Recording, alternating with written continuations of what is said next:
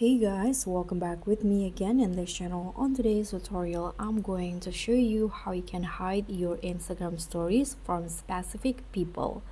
So if you don't want to a certain people to not seeing your updates on Instagram story, this is what you are going to do.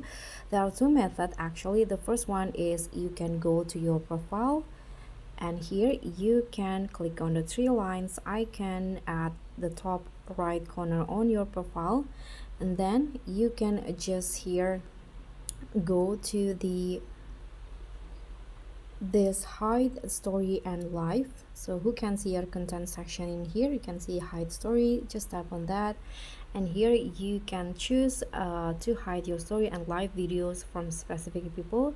Just click on this option, and then you can search the username, the name that you want to hide your story from. For example, here I'm going to just hide my story and live from this person, also this one. So just select the one that you want to hide it. Okay, after that you can click on done at the top, and that's it. Or you can also do it directly on the Instagram story page. So you can just go back to your home page here, then open the Instagram story camera.